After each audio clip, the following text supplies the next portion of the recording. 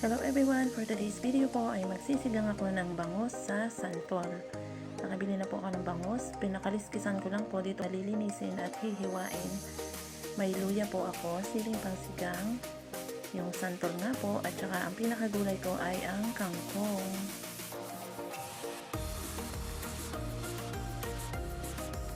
Ayan na po yung ating bangus. Pinatigasan ko po muna siya para una nang maluto at hindi malusak kapag pinakukulaan ko na yung sabaw ng sinigang. At eto na nga po pala yung sabaw. Ito yung santol. Pinakuluan ko na siya ng pinakuluan. Timplado na po yan, guys. Ayan, maputing-maputi po yung sabaw.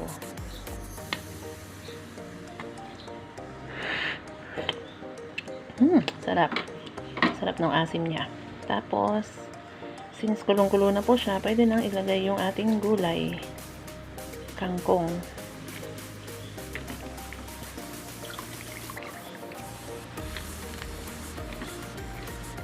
Kasabay na po yung siling green. Ayan. Yan lamang po, guys. Thank you po sa panonood.